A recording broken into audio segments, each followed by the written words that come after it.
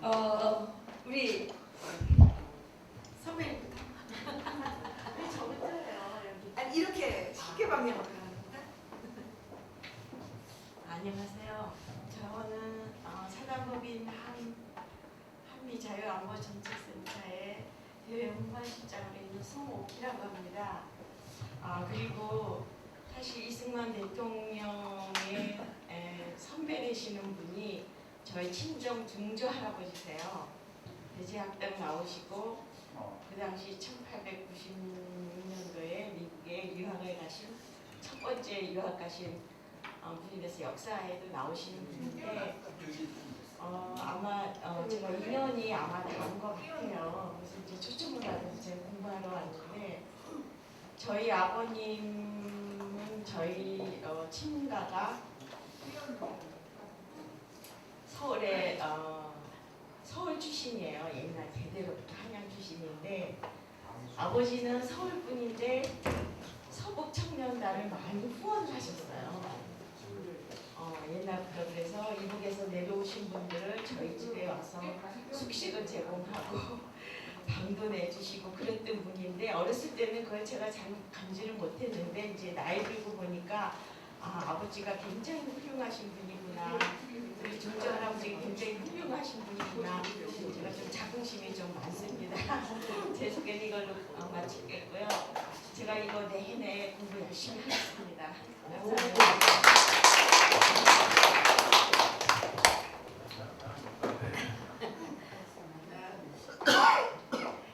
백서수 대표님, 앞으로 미래의 수강생입니다. 오늘 여기 친세를 오셨는데 저는 그 청강하러 왔습니다. 그래서 그 다른 많은 2030 청년분들이 이 수업에 참여할 수 있도록 잘 그 설명을 드리기 위해서 오늘 청강 왔습니다. 여기 저는 이제 백서스 정책 연구소를 운영하고 있고요. 우리 그 김은혜 백서스 정책 선임 연구원과 함께 그 청강하러 왔습니다. 여기 백서스 정책연구소의 김정현 대표님, 김은혜 선임연구원님 이렇게 오셨습니다.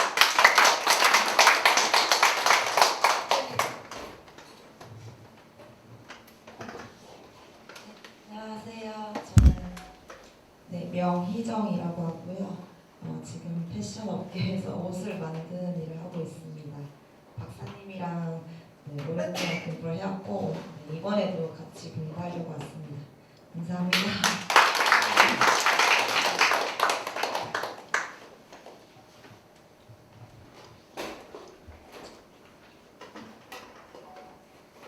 안녕하십니까. 저는 김석은 목사입니다. 이해란 박사님하고는 꽤 오랫동안 관계하고 있습니다. 그 종북 주사파 이야기가 나와서 제가 이제 ROTC 장교 생활했는데 여러분 1970년 중후반까지 155마일 휴전선을 미군들이 경계에 섰다는 걸 아세요? 모르세요? 미군들이 썼어요. 그래서 제가 1976년도 한미일군단 집단사령부 TOC라고 보통 탄고수가 차리라고 하는데 거기 벙카의 통신 운용장교로 제가 배치를 받았을 근무사인데 그때 8.18 도끼마녀 사건이 터졌습니다. 그래서 판문점에 미르나무 나무가 너무 무성하게 우거져가지고 경계에 장애가 되니까 미군 2명이 대위하고 또 중위하고 또 미군들하고 같이 그것을 제거하기 위해서 작업을 쳐나갔어요. 근데 한국군이 나가야지 미군이 나가요. 그렇게 미군이 그때까지 대한민국을 지켰던 거죠. 그런데 북한군들이 도끼를 들고 나타나가지고 미군 장교들을 머리를 쳐가지고 즉사시켰어요. 그래가지고 대포권 턱까지 경계오는데 그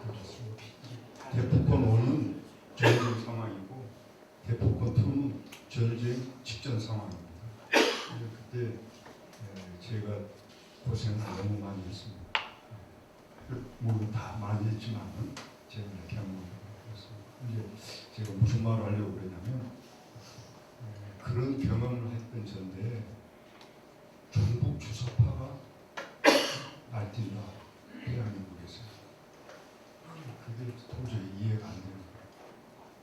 그러다가 이걸 이 문제를 어떻게 해결하면 될까 나름대로 신학교도 다니고 독서도 하고 그런데 우리 한 클래스에 제가 통합식 장신대 80년도에 입학했는데 그때 또 5.18이 터졌잖아요. 광주. 그런데 제가 그 같은 클래스에 있는데 이 친구가 그런 말을 하는 거예요. 이분철수 보학법제회 응? 신학생이 그때 우리는 웃었어요. 그때 우리 신학교 분위기가 그랬어요.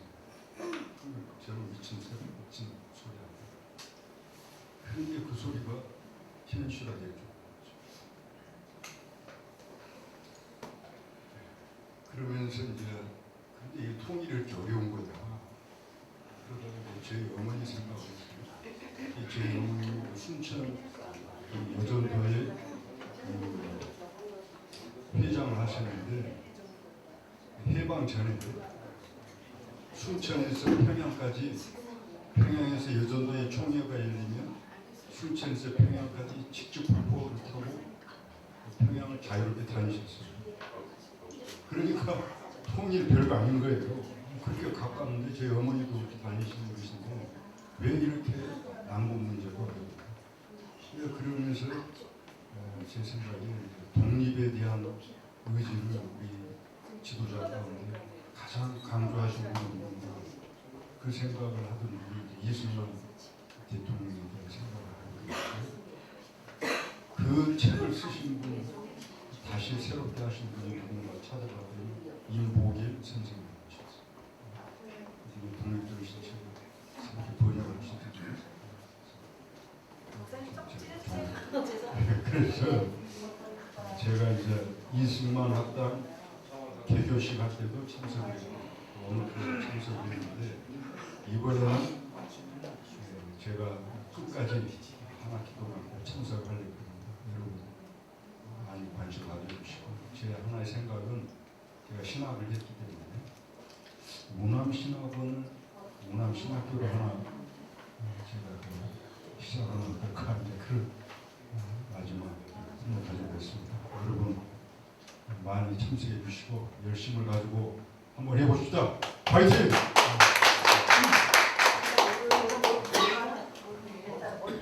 아까 잠시 소개드렸는데요. 네, 저희 엄마 아버지께서 미국에서 리서치 때 내려오셨거든요.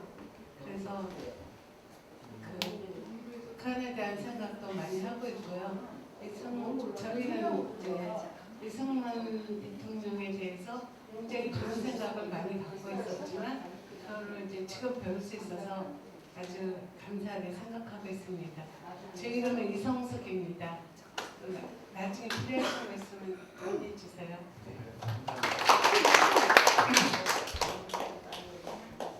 호텔 사장님이세요? 다 빌려주셨습니다.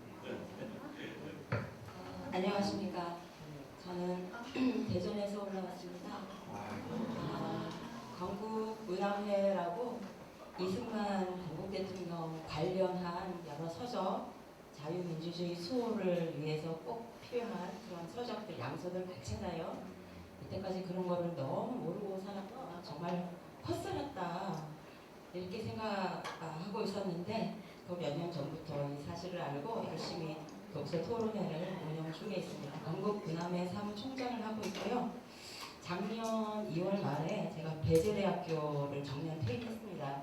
그래서 지금은 24시간 프리한 아주 자유인으로서 시간을 구애받지 않고 제가 이승만 학당도 작년에 수요반, 토요반 동시에 다 들었고요. 그래서 이번에 또 통일학교도 구성한다고 해서 정말 기쁜 마음으로 대전에서 올라왔습니다. 앞으로 이승만 정신을 살리지 않고는 우리나라 정말 정상화되기가 힘듭니다.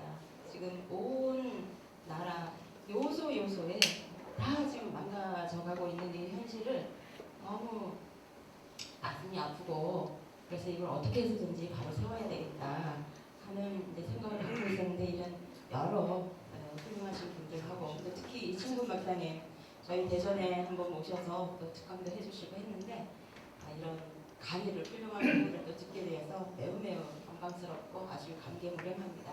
앞으로 열심히 대전에서 올라와서 매주마다 들을 생각입니다. 감사합니다.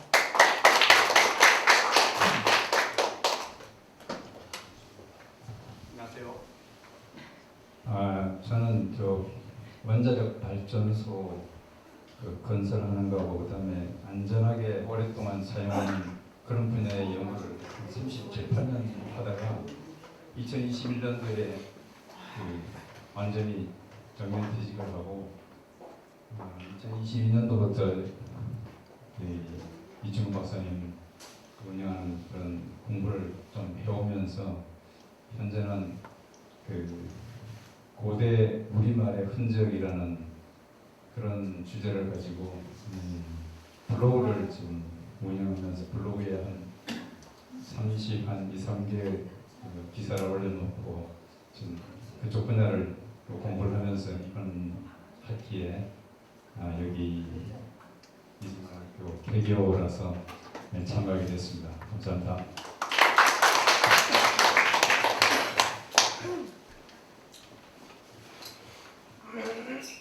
안녕하십니까. 김진만입니다. 여기 참석한 이유는 몇 개월 전에 이충근 박사님이 서울역 근처에서 강의했을 때 참석했었고 많은 분들이 얘기하시다시피 우파로서 할 수 있는 거 찾다 보니까 여기저기 돌아다니다 보니까 이충근 박사님 강의가 또 열렸길래 참석했습니다. 고맙습니다.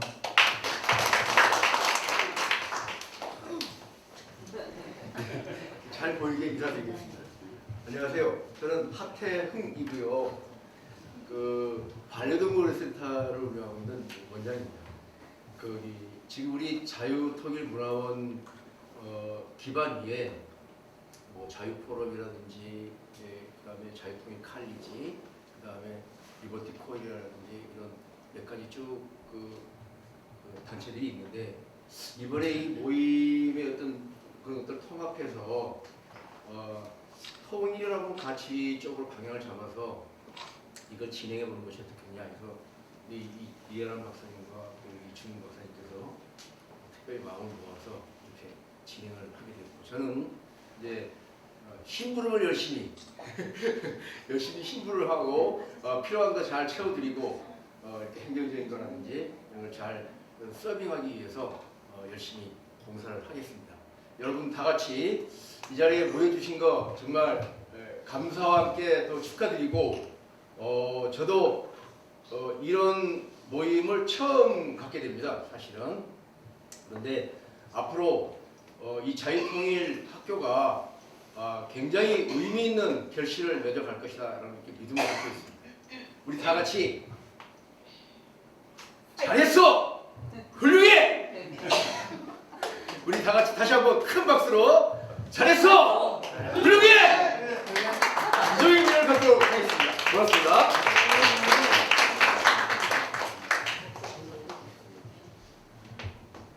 네, 안녕하세요.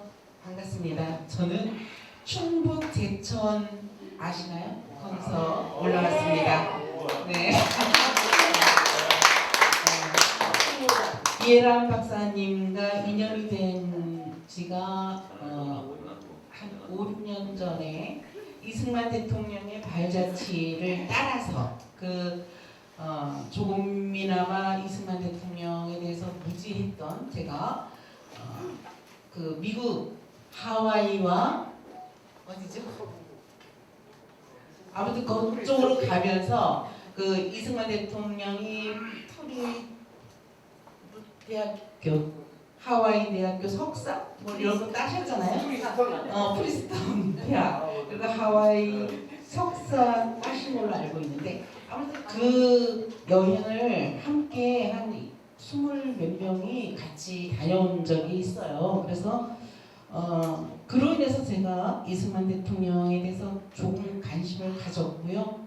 그 인연으로 지금까지 여기 뭐 이동수 선생님, 또 여기 한태흥 선생님, 이해람 박사님 이렇게 등등 이렇게 인연을 맺고 지금까지 오고 있습니다. 그래서 오늘 이승만 통일학교 개교식인데요. 또 이충근 박사님 존경하는 우리 이충근 박사님께서 교장으로 이제 교장으로 이렇게 학교를 운영하신다는 이야기를 듣고 제가 이렇게 안 올 수가 없잖아요. 듣고 배우려고요. 그래서 저는 제천서 혹시 내토시장이라고 들어보신 적이 있으신지 모르겠는데 제천에 가면 전통시장, 내토시장이 있어요. 그 안에 제가 DJ를 10년째 하고 있습니다. 그래서 혹시 강당을 오시게 되면 저는 수요일이 좋아요. 수요일에 만나요라는 프로그램으로 여러분들을 만나니까요. 언제든지 오셔서 2시부터 3시까지니까 제가 그 시간에 맞춰서 오시면 아주 후대하게 접대를 해드리겠습니다. 감사합니다.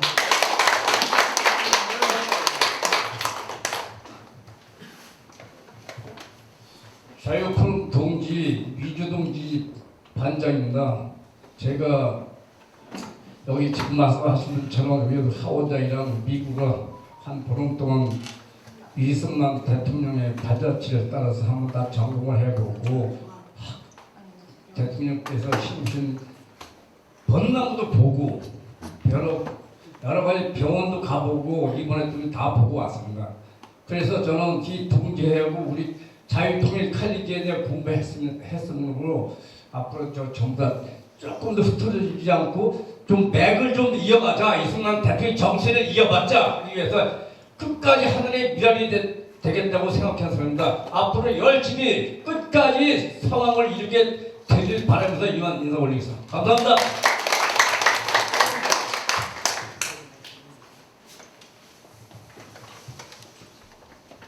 안녕하세요. 임헌규입니다. 저는 작년 12월 말에 서울시 근무하다 정년 퇴직했고요. 평소 이충근 박사님 강의를 이제 유튜브 강의를 많이 들어서 제가 다시 듣게 됐습니다.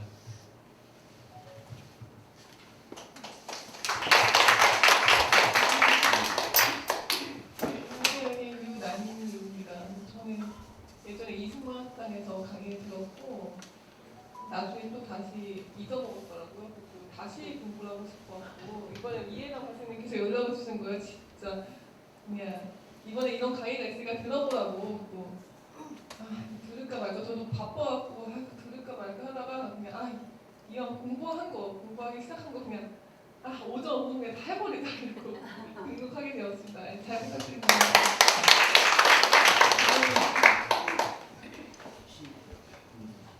안녕하세요. 저는 임창균이라고 합니다.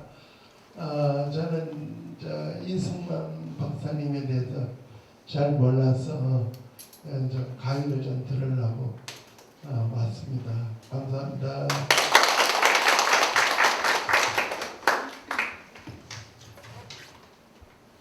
네, 안녕하세요. 저는 유관순 언니의 고향 충남 천안에서 온 믿음의 아버지 아브라함의 부인, 믿음의 어머니, 결국의 어머니라는 이름을 가지고 있는 바이올리니스트 이사라입니다. 현재 이충근 국제정치학교 동문회 총무를 맡고 있고요. 제가 코로나 때부터 매주 토요일 반동성에 활동하다가 정치가 뭔지 몰랐다가 엄마 때문에 광화문에 가게 돼서 이충근 박사님을 통해서 무지했던 제가 눈을 뜨게 되고 귀가 열려서 주변에 아무것도 모르는 사람들에게 알려주고 자중들과 싸워서 이기려고 공부하게 되었고 앞으로 성실히 꾸준히 공부하겠습니다. 감사합니다.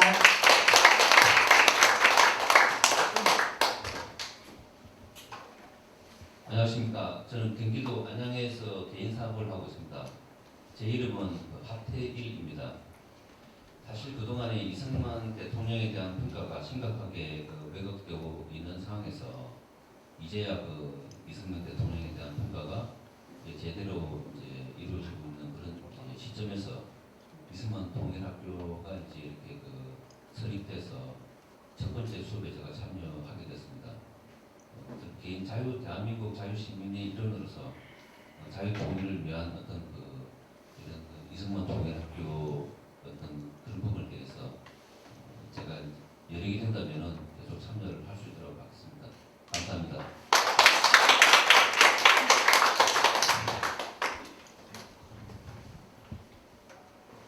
네, 안녕하십니까. 저 이름 강구일이라 합니다. 좀 발음하기가 좀 그런데 이름 강구일이고 지금 현재는 저 외대에서 그 로스쿨에서 법을 가르치고 있습니다. 물론 이제 대학도 법학을 전공했고 그리고 판사 생활을 한 20년을 했습니다. 그래서 좀 남달리 요 근래 와가지고 뭐 여러 가지 건국 관련 이해가든지 그래서 이게 제가 대한민국 임시정부 헌법이라고 하는 거 실제로는 헌법도 아닙니다. 헌장, 약헌 이런 식으로 되어 있습니다. 이게 규약처럼 그렇게 되어 있는 거죠. 그리고 되게 놀라운 게 거기에 보면 주권은 독립국가가 될 때까지 주권은 항일운동자에게 이렇게 되어 있습니다. 그러니까 자기들 안차라는 거죠. 그게 근래 와가지고 건국논쟁을 벌이는 목적이 거기에 있는 겁니다. 이 나라의 주인이 자기들이라고 항일운동자들이 자기들이에요. 그러니까 우리의 어떤 특권을 인정해달라. 그러니까 제가 여기 온 계기도 그겁니다. 바로. 근데 얼마 전에 이제 이해란 박사님이 이제 뉴델리에서 이제 인터뷰 하신 걸 보고 여러 가지 이제 유튜브를 검색해 보시니까 거기에서 발언에 유공자 후손이라 해가지고 국가공무원시험에 10점 가산점 주는 이런 나라가 있냐. 제가 그게 평소에 가지고 있는 가장 큰 문제점이 그거거든요. 그건 명백하게 지금 현재 헌법 위반입니다. 그건 사회적 특수계급을 창설하고 있는 겁니다. 과거에 조선세대를 이야기하면 그게 공신을 인정합니다. 공신계급. 공신계급을 인정해서 공신 후손들한테는 10점 가산점 주면 저 노량진 저 뭡니까 저 공무원 학원을 저리 박트시게 숙제가 된 문제지 그게 있는 거예요. 100점 만점을 받아도 뭡니까 100점 만점 받아도 공신들 공자 후손들은 그냥 91점을 받아도 100점 돼버립니다. 그러니까 이게 노량진에서 뭐 10년, 20년 재수하는 게 이유가 그게 있는 거예요. 그리고 이게 유공자 자꾸 범위가 늘어난다는 거예요. 민주화 유공자니, 뭐 독립 유공자니, 그 다음에 또 뭐 심지어 세월호도 이게 요걸 사기 개월 그거 아닙니까? 그 관련자들, 구성들 전부 그 유공자 대우해달라 이겁니다. 그러니까 자꾸 그쪽으로 이제 세력이 자꾸 공무원들이 그렇게 변질이 되는 거예요. 이걸 제가 또 느낀 게, 저 과거에 이제 판사를 하면서 이제 그 지역에 그 뭡니까 선거관리위원장을 좀 제가 오래 했습니다. 오래 했는데 겸직했는데 선거관리위원 그 직원들이 그럽니다. 지금 그 유공자 구조는 아니면 공무원 안 된다는 거예요. 그리고 자기들끼리 이제 처음에 와서 처음에 오늘 지금 이렇게 인사하면 너는 무슨 유공자냐 무슨 유공자냐 유공자 파가 나눠지는 거예요. 국가 원래 국가유공자 이제 6.25 때나 이제 뭐 전몰, 전상, 군경 이 사람들 대화하기 위한 건데 그 다음에 이제 그게 유공자가 붙은 게 독립유공자. 사실 독립유공자는 대한민국 건국한 그게 없는 사람들이거든요. 오히려 반대하는 사람 이런 사람들이거든. 그런 사람이 독립유공자나 이런 것부터 가지고 국가유공자 대표를 같이 해주는 거예요. 그러다가 이제 뭐 그 뒤에 뭐 동학 유공자 세월호까지도 이제 유공자 대표가 이러고 있어요. 거기에서 이제 문제점을 가지고 있었는데 이제 우리 이해란 박사님이 그걸 지적을 하시더라고요. 그래서 제가 그런 점에서 조금이라도 이제 좀 저도 이제 도움이 될까 해가지고 이렇게 제가 나왔습니다. 제일 그때 이해란 박사님 말씀 중에 제일 마음에 워낙 쌓인 게 많아가지고 말이 많아졌다고 그래서 저도 하여튼 평소에 쌓인 게 좀 많았습니다. 그 쌓인 걸 좀 풀 수 있는 계기를 마련하기 위해서 참여하게 됐습니다. 앞으로 잘 부탁드립니다. 안녕하십니까. 김포에서 온 성태호라고 합니다. 나이는 만으로 62세입니다. 그리고 제가 여기 오게 된 동기는 저는 지금 국가혁명당에서 원래 총무를 맡고 있는데 그 허경영 총재님께서 높이 이승만 대통령을 평가하시고 구약시대의 모세처럼 우리 민족을 구하기 위해서 오신 섭리에 의해서 오신 분이라고 말씀하셨고 아까 이 박사님께서 말씀하신 것처럼 미군 장군들을 아주 이등병 다루듯이 다뤘다는 거에서 너무나 궁금해서 공부하러 왔습니다. 감사합니다.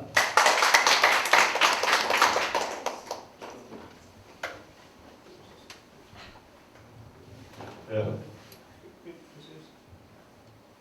안녕하세요. 네. 홍보로 참창해교 저하고 뒤에 홍보라가 두 사람밖에 없는 것 같은데 강릉에서 온 김두연. 강소희입니다. 저는 군에서 직업군인으로 오래 생활을 하고 퇴직을 해서 지금 또 사회에서도 활동을 하고 있습니다.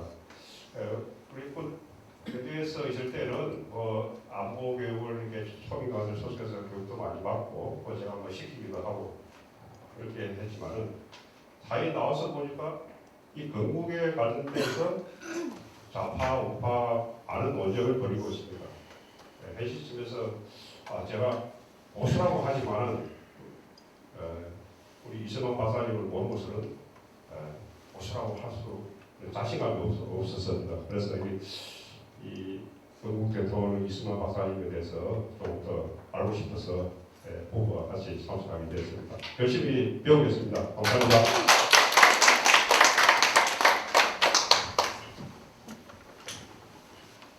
안녕하세요. 저는 안양에서 온 배선이라고 합니다. 저는 하태영 원장님의 적극적인 홍보로 여기 오게 됐고요. 앞으로 좋은 강의 말씀 잘 듣고 열심히 공부하겠습니다. 안녕하세요. 저는 하하 이사님, 하태영 이사님 소유로 온 배희정이라고 합니다. 잘 모르지만 많이 가르쳐 주십시오. 감사합니다.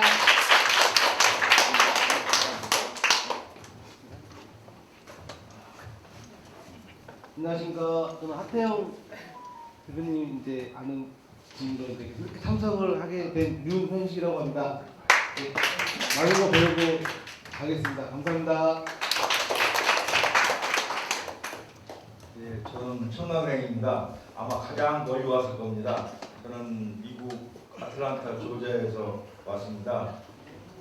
이충훈 박사님 아틀란타 강연을 많이 하시고 되게 우연하게 우리가 3박 4일 동안 2주 총회를 했습니다. 여기서 미국에서 한 45명이 와가지고 행사를 했습니다. 그래서 최재형 의원님도 아까 3박 4일 동안 같이 여행을 했습니다. 정말 이렇게 뜻깊은 자리에 우리 이충훈 박사님 모시고 또 미국에 오시면 자주 아틀란타에서 강연도 자주 하십니다. 너무 존경스럽고 우연하게 어제 차 타고 오다가니 얘기를 해서 버스 안에서 나는 유튜브는 이 박사님 몇개 안 본다. 그랬더니 누가 그러더라고. 오늘 개교칙 있다고 참석해달라고.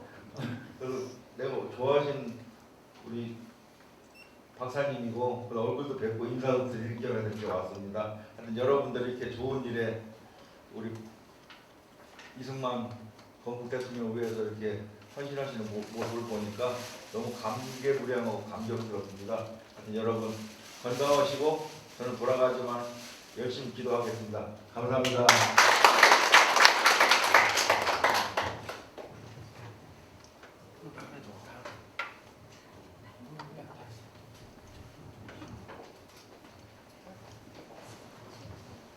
네, 이제 앞으로 오늘 명찰을 못 받으신 분들은 명찰이라 만들어 드릴 거니까요.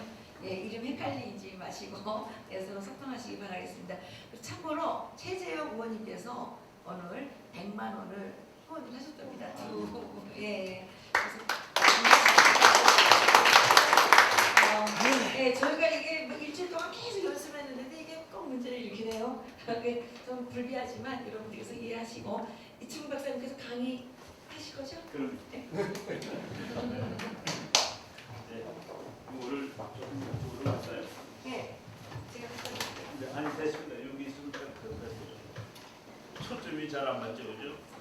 초점이 잘 안 맞는데 제가 오늘 점심이 12시 반에 점심이 온다니까 원래는 이제 3시간이고 시간 계획은 3시간을 한 이유는 대학이 1학점이 3시간입니다. 주마다. 그래서 대학교 기준으로 150분 수업을 기준으로 하는데 100분 정도는 수업을 하고 여기 스스로 전문가들이 많습니다. 그래가지고 1시간 정도는 토론, 질의 토론 뭐 이런 식으로 학교를 운영하려고 합니다. 오늘은 그 첫 시간인데 첫 시간이고 또 이제 개교식이 있었기 때문에 뭐 시간이 좀 줄어들었습니다만은 이승만 박사에 관한 그 기본 연구 이런 것들을 말씀을 드리겠습니다. 우리나라 사람들이 그 이승만 박사 이름 영어로 쓰려면 정확히 쓴 사람이 생각보다 적어요. 이승만 박사 영문 이름은 SYNG입니다. SY 보통 SUNG 또는 SEUNG라고 쓰고, 그리고 거의 틀리는 게 뒤에는 리를 RH라고 해서 LE라고 쓰는 사람이 많습니다. 이거는 이제 어떻게 쓰는 것이 정답이냐? 본인이 만든 이름이 정답입니다. 본인. 그래서 미국 가보면은 한국 사람들이 LE라고 쓰는 사람이 압도적으로 많습니다만은 RHE라고 쓰는 분도 드문드문 계십니다. 서강대학교 교수하시던 이상우 교수님은 상우리 RHE라고 썼고, 또 어떤 사람은 YI라고 쓰는 사람도 있습니다. YI래야지 E라고 말씀할 수 있지 L이나 리는 좀 그렇다. 미국 그 역사학자들 중에서 한국을 공부하는 사람들은 E 다이너스티, 얘네는 리 L이라고 썼는데 지금은 YI라고 통일되어 있습니다. 그래서 미국 책에서 이시조선을 쓸 때는 YI, E 다이너스티라고 쓰고, 이렇게 뭐 영문도 우리가 그래도 이승만 박사님께서 스스로 내 이름은 승만리라고 했으니까 우리가 그 이름을 알아두는 것은 이제 좋은 일이죠. 이거 틀리게 쓰면 남 이름 틀리게 쓰는 그런 역할이 될 겁니다. 이승만 박사는 그래도 그 당시에 인물로서는 그래도 참 천수를 누리신 분입니다. 1875년 바로 이제 운양호 사건 나는 그 해죠. 1875년 3월 26일 태어나셔가지고 1965년 7월 19일 하와이에서 이제 돌아가셨으니까 딱 90세 생일을 맞으시고, 그리고 한 석 달 정도 더 사신 분인데, 이승만 박사는 그 당시에 지도자 치고서 세계에서 학벌이 제일 좋은 사람입니다. 영어를 얼마나 탁월하게 하는지 뭐 우리가 재미있는 일화를 이제 많이 하는 것이 좋은데, 여러분 그 처칠이라고 하시죠? 처칠, 윈스턴 처칠. 윈스턴 처칠이 노벨상 받은 거 아시나요 혹시? 윈스턴 처칠이 노벨상을 받았는데 그 사람이 군인이자 정치가인데, 그리고 그 사람을 노벨상을 받게 한 책이 있는데, 책이 2차 대전사라는 이만큼 되는 책입니다. 여러 권짜리예요. 그거로 노벨상을 받았는데 노벨상 제목이 뭐냐? 노벨 문학상입니다. 이 사람은 그러니까 이게 문학적으로도 탁월한 작품이라서 문학상을 받은 거예요. 2차 대전 전쟁자가. 이 사람은 영어를 구사하는 것도 뭐 최고의 영어를 구사하고, 이승만 이 처칠하고 메가더 장군은 미국에서 미국 육사가 미국에서 제일 좋은 학교입니다. 아마 하버드 예일보다 들어가기가 더 힘들어요. 공부는 하버드 가는 것만큼 해야 되고, 운동도 잘해야 되고, 리더십도 있어야 되고. 그래서 예일 대학 육사를 들어가려면은 주지사 또는 상원의원이 이걸 써줘야 됩니다. 근데 웬만하면 안 써줘요. 다 써줄 수 없으니까.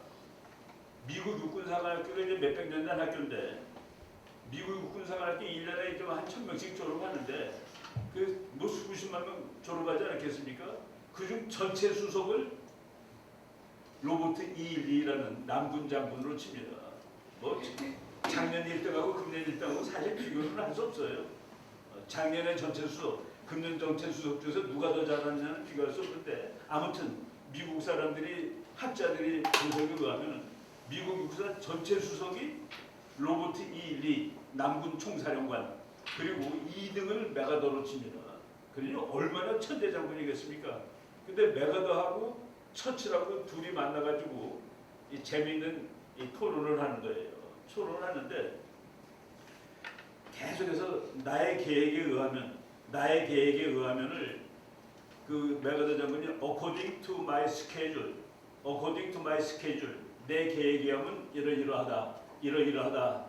그런데 영국말로는 스케줄이 아니라 쉐줄입니다. 쉐줄. CHEDUL인데 그는 K자 발음이 안 나고 쉐.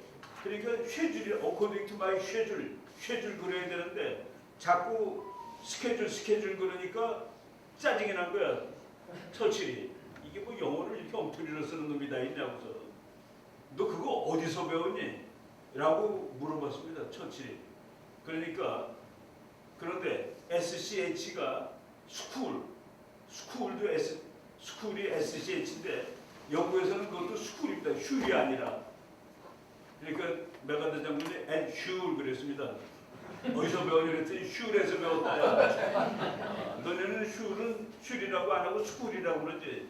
그래가지고 그 노벨 문학상을 받은 노벨 문학상에 비나는 처치를 작사를 했습니다. 메가더가. 근데 그 메가더 장군이 이승만 박사하고 만나면 말을 못해요. 이승만 박사 혼자 얘기해. 메가더 장군이 이승만 박사를 만났을 때 하는 말은 yes sir, yes sir, yes sir. 각하의 말, 박사님의 말이 다 옳다.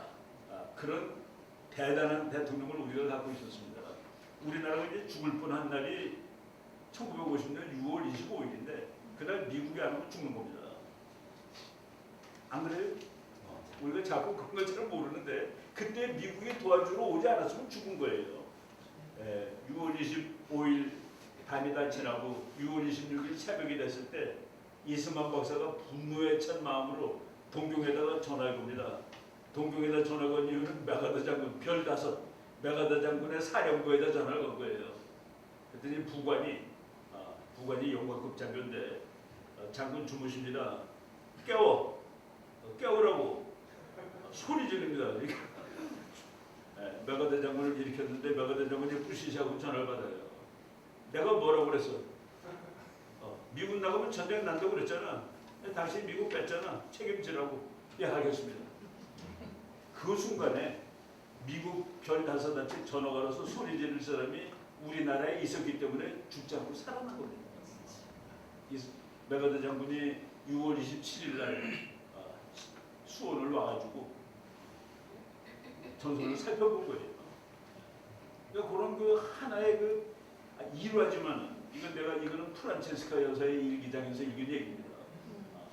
그렇게 그 순간에 영어를 잘하는 사람이 있었고 미국을 자꾸 흔들고 있는 사람이 이 나라 대통령이었다는 것이 이 나라가 죽지 않고 몇십 년을 살아남았고 그리고 그때 설교도를 탄탄히 만들어 놓으면 그 후배들이 좀 헤매도 그 설교도를 벗어나지 않고 나라가 버틸 수 있고 이제 곧 통일할 수 있는 대한민국 지금 세계 10대 강국 안에 들어갔습니다. 10대 강국 안에 들어갔고 통일되면은 5대 강국에 그냥 들어갑니다. 그리고 통일되고 한 20년 되면은 미국의 골드만삭스의 분석에 의하면 세계 2등까지 올라갈 수 있다. 한국이 GDP상으로 돈으로 그러니까 퍼캐피타가 아니라 총량으로 그럴 날이 이제 그게 그럴 날을 이루는 과정이 통일인 겁니다. 근데 이승만 대통령은 뭐 당대 최고의 지식인이고 전략가고 애국자고 정치가 그리고 학자도 되고 신문 기자도 되고 시인도 되고 동양시도 많이 썼고 한문도 끝내주고 영어도 끝내주고 세계 그 최근에 글이 읽다 보니까 최남선이라는 사람이 해에서 소년에게 우리 어렸을 때 다 배운 것이죠. 그것이 우리나라 최초의 그 현대 시라고 그러는데 이승만 박사가 그보다 10년 전에 발표한 시 그것이 최초의 현대 시라고 봐야 된다는 그런 주장까지 나오는. 그러니까 뭐 문학이면 문학, 정치는 정치라고 뭐 국제 정치 뭐 저보다 다 통달하고 있었던 이런 사람입니다. 이분이 공식적으로 제일 먼저 나온 책이 독립정신인데 몇 살 때 쓴지 아세요? 독립정신 쓴 나이 29에 쓴 책입니다. 또 감옥에서 29살 때 감옥에서 그 책을 썼는데 감옥에 무슨 뭐 도서관이 제대로 돼 있었겠습니까? 물론 이승만 박사가 도서관에다 감옥을 만들었습니다. 허락을 받고. 그런데 거기서 쓴 책을 출판을 이제 미국 가서 했지만 그 29살 때 쓴 책을 나는 미국에서 박사를 36세 받았는데 37살 때 읽었습니다. 그래서 이거 언제 쓴 거야 하고 내가 29에 유학을 갔거든요. 야, 이 사람은 내가 미국 가서 박사를 받아봤는데도 내가 이거보다 훨씬 내가 못한다라는 생각을 스스로 했습니다. 나는 지금 박사 공부를 박사 딱 받고 왔을 때가 제일 고민할 때입니다. 야, 나는 모르는 게 없어. 나 정책에 대해서 박사야. 그때 그걸 읽어보면서 이거 뭐야? 이 사람은 내가 유학 가기 전에 쓴 책 아니야? 나이로 치면. 이게 선지자라고 그러죠. 그런 거를. 공부하지도 않았는데 아는 사람이 선지자입니다. 이 사람은 거의 선지자급이죠. 바로 그런 대통령을 우리가 가지고 있다는 사실은 뭐 참 축복이나 마찬가지입니다. 근데 이승만 박사를 이제 우리나라는 공부가 짧아요. 내가 말이죠 그 미국 이제 80년대 중반 그때 이제 미국에 내가 매일 가는 헌책방에 있었는데 거기 잔다크라는 책이 한번 헌책방에 꽂혀 있더라고요. 뭐 한 몇 년 된 책이었는데 그 당시에 소문을 읽어보니까 잔다크에 관한 책과 논문이 무려 2만 종이 넘는다. 그런데 내가 왜 이 책을 다시 쓰느냐 해가지고 여기서 중요한 거는 잔다크에 대한 책이 80년대 초반에 이미 2만 종이 넘었다는 얘기입니다. 이승만에 대한 책은 200종도 안 됩니다. 책은 뭐 논문까지 치면 좀 넘을지 모르죠. 이승만 박사에 관한 연구가 너무 미흡하다. 참 대한민국의 최대의 영웅인데 연구 잘 안 하고 있고, 그리고 그 책을 내가 이제 그냥 혼자 공부할 때 읽다가 가르칠 때 읽어보니까 그 틀리는 거가 자꾸 발견되는 거예요. 봐서 그래서 내가 이승만 연구를 첫 시간이니까 앞으로 여러분들이 다 이승만 전문가가 됩니다. 대한민국 국민들은 다 이승만 전문가가 돼야 되는데 연구에 엄밀성, 정확성 문제가 있다. 기초적인 실수는 피해야 되겠다. 내가 이제 책을 읽다 보니까 배재학당 입학하는 날짜가 유영익 교수, 뭐 대한민국 최고의 이승만 전문가입니다. 뭐 한국 국사편찬위원장도 하고 연세대학교 이승만 연구원 원장도 하고 이승만 박사가 그 모든 자료들을 그 연세대학교에 기증을 했습니다. 그래서 연세대학교에 그 기증을 맨 처음에 받았을 때 이승만 연구원이라는 이름을 못 썼어요. 하도 이승만에 대해서 그 적대적이기 때문에 그래서 현대 한국학연구소라는 그 이상한 이름으로 했다가 지금은 이승만 연구원이라고 이름을 바꿨습니다. 이승만 연구가 이제는 나 이승만 공부하고 있어에 대해서 말할 수 있을 만큼 이제 이 싸움의 물결이 달라지고 있는 거예요. 지금 이승만 통일학교 만들어도 누가 뭐라고 이승만 기념관 만들 만큼 된 겁니다. 왜 이승만을 그렇게 20년, 30년 또 뭐 1960년부터니까 이승만을 몰아낸 것이 지금 60년 돼가는 거죠. 왜 이승만을 몰아냈을까? 이승만이 살아남은 김일성이 죽습니다. 북한을 추종하고 북한이 정당성을 가졌다는 세력들이 체계적으로 이승만을 몰아낸 겁니다. 이승만은 공부하다 보면 너무 위대하기 때문에 부정을 할 수가 없어요. 바로 그럼에도 불구하고 지금 이제 이승만 박사의 그 연구가 분분지르고 젊은 사람들이 이승만을 좋아하더라고 보니까 와 우리나라에 그런 대통령이 있었구나라는 생각을 하는데 유영익 교수 같은 분은 이제 그 대표적인 그래서 그 배재학당 입학한 날짜 1895년 4월에 입학해가지고 1897년 7월 8일날 이거 우리는 졸업이라고 그러는데 그때는 졸업식은 없었습니다. 졸업이 아니라 종강식이에요. 종강식. 수업 끝나는 종강식에서 이제 영어로 연설한대. 영어로. 정명훈이라는 사람이 이화여대 교수인데 서울대학교 나오고 이승만 박사에 관한 책 중에서는 저 사람 책이 제일 두꺼워요. 792페이지짜리 책이 있습니다. 그러니까 이만한 이승만 연구책이 있어요. 거기 보니까 배재학당 입학일이 1895년 음력 2월이다. 그리고 1894년 11월이라는 설도 있지만은 학교 입학이 보통 3월 아니냐? 그때는 4월이었습니다. 이제 요새 와서 3월로 바뀌었죠. 한때는 4월이었어요. 그러니까 음력 2월이 4월에 더 가까우니까 1895는 음력 2월이다. 이렇게 설명을 하더라고요. 요때 입학한 거를. 그리고 졸업을 1898년 7월 8일이다. 이거 뭐 이렇게 3년이네. 그리고 24세라고 또 나이도 썼어요. 그러니까 75년생이니까 24세 이것도 한국식 나이죠. 이렇게 썼어요. 그래서 이상하다. 나는 1897로 알고 있는데 근데 그 책을 보니까 그래도 거리 있는 책인데 이렇게 쓰고서 그 각주를 보니까 각주를 독립신문에서 베꼈는데 인용했는데 독립신문이 1897년 7월 10일자다.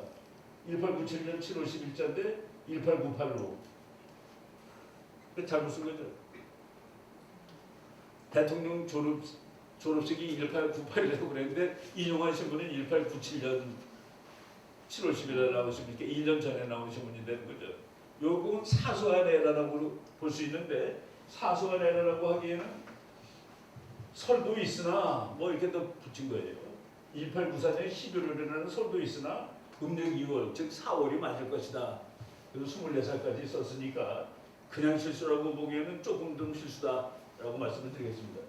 유석춘 교수가 최근에 아주 참 노작을 썼는데 거기에 쭉 연표를 쭉 보니까 1895년 4월 달에 대작등 입학했다. 요거 맞아요.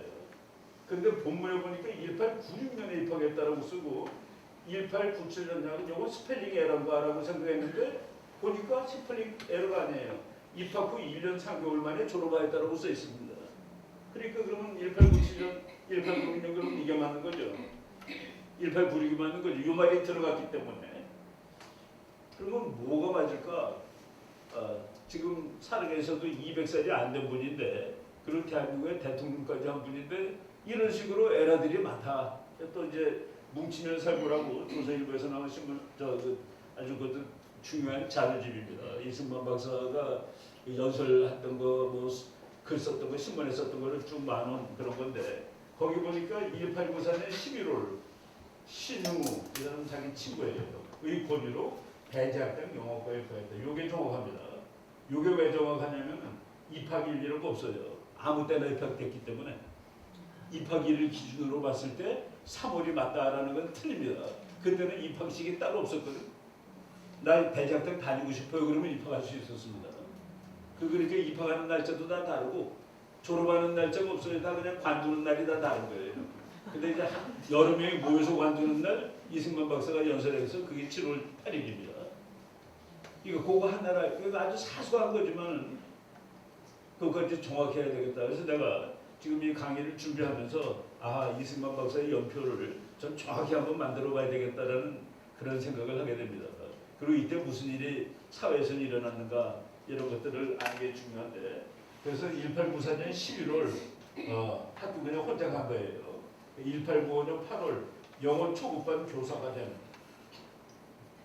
여러분 믿어주세요. 영어 6개월 배운 사람이 아무리 그래도 영어 선생을 하다니 6개월 배운 사람이 선생을 하고 그리고 2년 배우고서 영어로 연설을 하고 졸업식에서 천재입니다. 천재. 근데 최근에 어떤 우리나라 이승만을 되게 싫어하는 사람이 이승만이 고시 볼 때마다 떨어진 그러니까 과거 볼 때마다 떨어졌던 거야. 과거 볼 때마다 떨어지죠. 가서 이거 안 맞췄으니까 다 부정부패로 이제 뽑을 때 이 사람은 몰락한 왕조인데 누구의 16대 손입니까? 양녕대군의 16대 손이라고 그러는데 양녕대군은 태종의 맏아들입니다. 세종의 형님입니다. 그 사람이 양녕대군이에요. 그 사람이 우리한테 지금 매일 뭐 하나 보여주는 거가 저쪽 남대문에 써 있는 숭례문 그거를 쓴 사람이 양녕대군이에요. 그러니까 세종의 형님, 그 세종은 맏아들이 아닌데 왕이 됐죠. 태종의 맏아들의 16대 손이 이제 이승만 박사인데 이게 이제 왕족이죠, 왕족. 근데 그 아버지가 좀 엉성해요. 그냥 당나귀 타고 몇 달씩 돌아다니다가 집에 오고 그래서 그 이승만 엄마가 되게 가난하게 사는데 아버지가 어느 날 그냥 당나귀 타고 사라졌다가 몇 달 있다가 딸랑딸랑 소리 나면 아버지가 옵니다. 당나귀 뭐가지 딸랑딸랑 방울 소리. 뭐 이런 식으로 이 가난한 시절을 보냈습니다. 그런데 97년 7월 8일 졸업 요거가 제일 정확해요. 신흥우의 권유로 배제학당 영어과에 입학했다. 아무 때나 입학할 수 있으니까 11월이라는 설도 있으나가 아니라 11월에 입학한 것이 맞을 거다라고 볼 수 있는 것이죠. 그냥 가서 아펜젤로 교장 만나가지고 입학했습니다. 그래서 우리가 쭉 뭐 이런 거는 그러니까 미국과 처음 접한 이후 그때 우리나라의 학교, 교회, 병원 이런 거 다 만든 사람들이 다 그냥 우연찮게 다 미국 선교사들이었습니다. 이화여대도 미국 사람이 만들고 배제학당도 미국 사람이 만들고 연세대학도 미국 사람이 만들고 배제학당이 이름이 누가 졌나요? 배제학당이 1885년에 생겼는데 그 다음에 그 고종이 이름을 배제학당이라고 지라고 하고서 이 학교 이름을 한문으로 써준 겁니다. 배제학당은 고종이 이름을 이제 지난 1904년 도미 29살 때 그때 이제 감옥에서 5년 7개월 살죠. 이승만 박사는 생각보다는 무지하게 과격한 사람입니다. 감옥소에 들어가는데 감옥소에 들어가기 전에 바로 이 종로 2가 역에서 그냥 뭐 완전히 데모에 완전히 선봉장이에요. 모든 데모에 선봉장이에요. 그냥 뭐 과격하게 연설도 하고 고종이 그때 전제군주인데 박정희 김일성보다 더 세요. 고종이 죽이는 건 죽는 거니까. 근데 그 고종을 몰아내겠다고 데모를 한 사람이 그리고 고종가 하도 그때쯤에는 진보 중에서 최고죠. 기존의 시설을 다 무너뜨리려는 사람이니까 연설도 잘하고 그리고 고종이 수구파들의 또 대표가 보부상이라고 이제 이 보따리 장사꾼들 깡패들이에요. 깡패들 그 사람들하고 격투도 벌입니다. 시민군하고 왕이 좋아하는 사람들하고 격투도 벌이고 뭐 주먹으로 때리고 차고 그러다가 도망가서 배제학당에 숨어 있고 그러다 또 뭐 체포되는 날은 이제 어떤 미국 의사가 이제 왕진을 가는데 이승만 보고 그 통역을 해달라서 한번 의사 따라가니까 괜찮겠지 하고 가다가 잡힌 겁니다. 그때만 하더라도 이제 사형수까지는 안 되는데 거기서 또 탈출하죠. 권총 들고 탈출하죠. 권총 들고 탈출합니다. 그 다음에 잡혀가서 이제 뭐 고문당하고 목에다가 칼 쓰고 다니고 그래서 5년 7개월 동안 감옥에 있는데 그 감옥에서 이 사람이 자기는 뭐 배제학당 다닐 때 영어를 배웠죠. 하나님 뭐 기도를 했지만 하나님 잘 몰랐다. 그런데 감옥 가서 하나님도 만나고 그리고 이제 뭐 도미 29살 이런 건 쭉 나중에 여러분들이 한번 쭉 우리가 이제 요 연표를 보고 공부할 때 이제 그런 게 좋습니다. 그 사람이 20몇 살 때 미국을 갔는데 그때 미국 대통령은 누구고 그때 미국은 일본하고 되게 친했고 뭐 또 한국에서는 어떤 일이라고 있었고 이렇게 상황을 보면서 공부하고 그 연표를 놓고 공부하는 게 좋아요. 역사 공부할 때 또 지도 놓고 공부하는 것도 좋습니다. 지도 이런 걸 보고서 이 사람이 샌프란시스코까지 가는데 거의 한 달도 더 걸렸구나 뭐 이런 것도 우리가 한번 느끼면서 공부를 할 수 있는 겁니다. 이제 이승만 박사가 이제 생애가 아주 위대하기 때문에 우리가 다 공부하기가 너무 길어요. 잘라서 공부하다 보니까 에러가 또 나는 겁니다. 잘라서 공부하는 에러는 뭐냐면은 이승만은 외교로 독립하려고 그랬는데 전쟁으로 미국이 원자탄 떨어뜨리는 바람에 독립한 거 아니야? 그러니까 이승만이 몇십 년 한건 헛거 아니야? 거기까지 공부하면 그렇습니다. 그런데 이승만이 독립을 완성시킨 것은 대한민국을 건국하고 한미동맹을 수립해 놓은 건데 거기까지 보면은 이승만의 외교 독립 노선은 완전 성공한 겁니다. 그러니까 중간중간 잘라보면은 실패로 나와요. 그래서 그걸 통시적으로 다 봐야지. 그런데 그게 너무 길다 보니까 우리나라 무슨 박사 논문이라든가 무슨 논문이 이승만의 초기, 청년기 독립모에 관한 연구 그러놓고 나중에 실패로 돌아갔다. 뭐 이런 식으로 쓰는데 결과를 이룩하지 못했는데 전체적으로 일이 끝난 다음에 보니까 이거는 이 세상에 요만한 나라가 이만한 나라랑 동맹을 맺는다는 것은 불가능한 일인데 그걸 해놓았거든요. 그러니까 그거 다 외교로 한 겁니다. 말로 한 거예요. 그러니까 성공한 거다라고 봐야지 맞는데 잘라서 보면 그 그림이 다 보이지 않는다는 이승만 박사가 일생 동안 우리나라가 세계에서 가장 미국적인 나라입니다. 미국 사람이 보면은 우리 보고 그래요. 아시아에서 너네들이 가장 미국적이래. 일본도 미국적이 아니고 중국도 아닌데 너네들은 스타일이 미국적이라는 거라. 또 너네들은 동양이 아니라는 거예요. 그래서 우리가 이렇게 폭발적으로 크는 겁니다. 내가 최근에 이제 무슨 논문 하나를 쓰는데 대한민국이 폭발적으로 크는 이유가 뭘까? 우리가 미국의 좋은 것들 곱하기 일본의 좋은 것들 해서 나온 나라가 현대판 대한민국입니다. 미국의 좋은 거 이승만 박사가 다 하다가 그걸 다 적용시켰고 일본의 괜찮은 거 박정희 대통령이 미국의 좋은 거 일본의 좋은 거가 곱해지니까 세계에서 제일 끝내주는 초 스피드 발전한 나라가 생기는 것이죠. 그렇게 보면 큰 그림으로 설명이 된다라고 저는 보는 편입니다. 이승만 박사 연구한 사람들이 뭐 워낙 많기 때문에 이제 우리가 다 살펴볼 필요는 없고 뭐 이런 것도 하면 뭐 많아요. 쭉 보고 이승만의 기본적인 아이디어가 뭘까? 이승만의 기본적인 자기의 기본이 있습니다. 나는 이제 국제정치학자로서 나의 기본 관점은 국가들은 싸운다. 국가들은 사이좋게 지내지 않는다. 국가들은 옆 나라가 불행한 일에 대해서 별로 슬퍼하지 않는다. 일본의 지진나면 슬퍼하는 사람이 별로 없어요. 우리나라 사람들. 뭐 미얀마에서 10만 명 죽거든. 뭐 그냥 눈 안 된대지. 그렇지만은 대구에서 지하철 화재나면 마음이 저리잖아요. 우리나라 이 세계 모든 나라의 국민의 도덕률은 국경을 안 넘어요. 그러니까 저쪽에서 배가 깔아져갖고 500명 죽었는데 500명 죽었다 배가 깔아져서 다행히 한국 사람은 한 명도 없어. 더 크게 나와. 우리의 도덕 수준이 그건데 국제정치는 그렇다는 게 있거든. 그래서 나는 국제정치를 도덕으로 분석하면 안 된다. 그게 나의 관점이에요.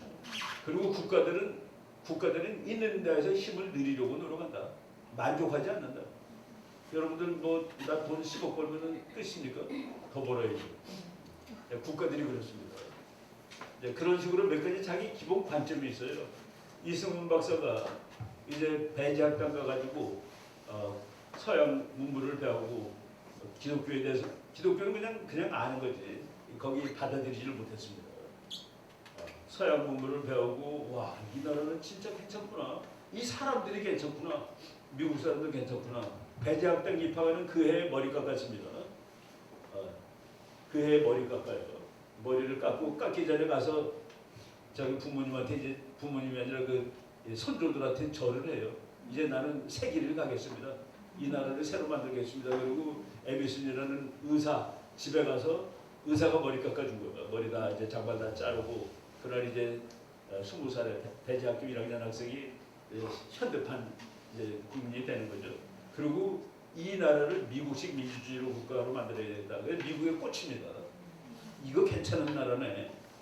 보니까 어느 나라를 만들어야 될지에 대해서 논쟁합니다. 한국 사람들이 그 무렵에 1890년대 이제 이승만 박사가 20살 무렵에 우리나라를 개화를 시켜야 되는데 어디로 개화시켜야 될 거냐? 친일 개화파들이 있습니다. 일본이 보니까 괜찮은 것 같아. 저것들 말이야. 1853년에 그 문물 서양 문물 받아들이자마자 폭발적으로 크는 거 봐 저거. 일본을 배워야 돼. 그리고 우리들 생긴 것도 같잖아. 일본을 배우자고. 그 대표가 누굽니까? 김옥균이죠. 김옥균. 김옥균이가 이제 친일 개화파의 대표입니다. 뭐 여러 명이죠. 그런데 아니야. 미국 거를 배워야 돼. 그 사람들이 친미 개화파입니다. 거기에 대표는 이승만, 나중에 서재필, 또 미국 유학 갔다 온 사람들, 윤치호 같은 사람들이 이제 미국 에모리 대학 가서 졸업한 사람이고, 우리 그 역사 공부하다 보면 대단한 사람들이 있는데 윤치호라는 사람은 지금 친일파로 낙이 찍혀 있지만 평생 일기를 영어로 쓴 사람이에요. 그 사람의 그 영어 일기가 우리나라 현대사를 제일 잘 설명하고 있는 거라고 볼 수 있을 정도로 영어로. 근데 그게 일본말로 다 번역이 돼 있어요. 윤치호가 7권인가 8권으로 번역이 돼 있습니다. 우리도 번역을 했는데 종이로는 아직 안 나오고 다는 인터넷 들어가면 볼 수 있어요. 이승만의 기본 구상은 미국인데 최근에 말이죠. 제가 우리나라에서 이제 좌파를 하다가 우파로 돌아온 사람이 진짜로 우파로 돌아왔는지 아닌지를 테스트하는 방법이 있다고 누가 그래요. 그래서 뭐가 테스트냐 그랬더니 미국에 대해서 어떻게 생각하십니까? 그랬을 때 어떻게 대답하냐를 보면은 진짜로 돌아온 사람이고 아니고가 구분된다고 그러더라고요. 내가 여기서 뭐 누구라고 말은 안 할 텐데 아주 대단한 괜찮은 지식인이고 서울대학교 다닐 때는 완전히 그 좌파였던 근데 이제 지금 우파 활동을 하는 아주 지성이 있어요. 내가 그 사람한테 그 얘기 듣고 미국에 대해서 어떻게 생각하시고 그랬더니 그 인간이 만든 나라 중에서 그게 최고죠. 지구는 완전히 돌아왔구나라고 확인하는 그런 생각을 했습니다. 이승만 박사의 기본 구상, 한국이 독립을 해야 되는데 독립하는 방법, 우리 힘으로는 솔직히 안 된다. 한국이 일본의 지배를 벗어나기 위해서는 일본이 다른 강대국에 의해 무력으로 타도되어야 하는데 누가 일본을 가서 뽀개버려야 되는데 그 역할을 할 수 있는 나라는 미국뿐이다. 러시아가 뽀개고 다른 나라가 뽀개는 건 안 돼요. 중국이 이기는 것도 안 됩니다. 이승만 박사는 미국이 이기고 그 힘으로 이 나라가 독립을 하는 것이 가장 최선이다라고 생각을 하는 거예요. 미국이라는 나라에 대해서 공부도 많이 하고 인식도 많이 하고 그래서 근데 일본은 그 당시에 강대국이고 일본은 1차 대전 때 미국 편이었습니다. 우리나라가 그걸 잘 몰라요. 1차 대전 때 미국 편이고 1차 대전 끝난 다음에 열린 그 회의가 베르사유 회의인데 우리가 가서 우리가 일본으로부터 독립해야 되겠다라고 거기 가서 선전하려고 그랬는데 보니까 미국이 일본 편이야. 일본은 전순국에 들어갑니다. 1차 대전에. 그러니까 거기서 전순국한테 우리가 호소하기가 너무나도 상황이 나쁜 거죠. 근데 이제 이승만 박사는 비록 일본이 지금 미국 편이지만 저것들은 반드시 미국하고 적이 될 수밖에 없어요. 국제정치학 감이 있으니까 언젠가는 필히 미국하고 일본은 전쟁을 해야 돼. 근데 일본은 미국한테 무지하게 우호적인 외교 정책을 했습니다. 그래서 미국에서 대부분이 친일파라 미국의 정치가들이. 그러니까 이승만 박사가 미국에서 독립운동할 때는 정말 그 파도를 거꾸로 타는 겁니다. 밀리는 파도를 거슬리는 거예요. 왜? 미국 사람들이 일본이 괜찮은데 왜 네가 자꾸 일본을 죽일 놈이라고 그러는 거야. 그 설명이 안 되는 거죠. 그래서 결국 책을 쓴 것이 우리가 나중에 이제 이 학기에 아주 하루 날 잡아서 공부할 책이 Japan Inside Out. 일본을 그냥 뿌리채 한번 일본을 한번 거꾸로 뒤집어놓고 털어보자라는 그런 뜻입니다. Inside Out이니까 우리말로는 일본 내막기 뭐 일본의 뭐 하여간 일본이 어떻게 생긴 뭐가 아니고 그 운명적으로 미국을 때릴 수밖에 없다라는 걸 쓴 거예요. 책을. 근데 그 책을 출판 안 해줘 미국에서. 출판 안 해줍니다. 왜? 그 전체 분위기가 친일인데 미국의 일본 분위기. 왜 일본이 뭐라고? 미국은 유럽에서 독일하고 영국하고 프랑스하고 전쟁할 때 구경하고 있었습니다. 미국이 빨리 들어가서 싸우니 독일을 껴안았는데 그냥 구경하고 중립입니다. 미국이 전쟁에 2차 대전에 들어간 것은 일본이 진주만 때린 그 다음 날입니다. 2차 대전에 미국은 그러니까 일본하고 싸운 거 그러고서 유럽에도 미군을 보내는 거예요. 미국은 독일하고 영국 싸우는 구경하고 있었다는 얘기가 프랑스 쓰러졌는데도 구경하고 있었어요. 왜? 일본에 대해서 그렇게 적대감은 없었거든요. 일본은 그 일본의 그 야마모토 이소로쿠라는 일본의 해군 총사령관은 하버드 나온 사람입니다. 그리고 미국 사람들이 되게 좋아했고 물론 일본 육군이 진주만을 때리자고 그랬을 때 야마모토는 진주만을 때리러 갔지만 이제 우리가 끝났다. 잠자는 사자를 건드려 버렸다라고 얘기할 정도로 괜찮은 또 일본 사람이 있었죠. 미국을 이해하고. 그래서 그 책을 쓰면서 그것도 투쟁이죠. 외교 투쟁입니다. 책을 써서 미국 사람들한테 니네들이 생각하듯이 일본이 좋은 나라가 아니야. 그놈들은 사무라이 뭐 이거 다 그 책에 다 나와요. 일본의 본질이 뭔지 다 나옵니다. 네. 그런데 진주만 일어나기 6개월 전에 책이 나옵니다. 근데 그 책이 뭐 잘 팔리지도 않아요. 근데 그 당시에 루즈벨트 대통령한테 그 책을 보라고 보냈는데 루즈벨트가 읽었는지는 모르겠습니다. 아마도 12월 7일 날 얻어맞은 다음에 읽었을 거야. 그래서 진주만 공격 다음에 그 책이 베스트셀러가 됐습니다. 야 이거 뭐 이름도 이상한 사람이 일본이 미국을 때린다고 써갖고 그러고도 코웃음 치고 있었는데 정말이네 하고서 이제 그 책을 보게 된 것이죠. 실제로 일본의 하와이 진주만 기습 공격은 태평양 전쟁으로 이어져 한국인들이 독립으로 가는 문을 열어준 결정적 계기가 됐다. 여기서 그 이승만 박사가 기여한 것은 전쟁이 나면은 일본을 무조건 항복할 때까지 싸우지 않으면 안 되는 나라라고 그 책에서 가르쳐준 겁니다. 적당히 말로 될 나라가 아니니까 전쟁 나는 순간 가서 저마다 치라라는 것을 이제 결국 설득한 것이죠. 일본은 무력으로 타도할 나라가 드디어 나타났다. 그런데 우리가 이제 여기서 오늘 큰 제목이 이승만의 외교 투쟁인데 이승만 박사는 젊었을 때 스타일로는 외교가가 아닙니다. 완전히 깡패예요.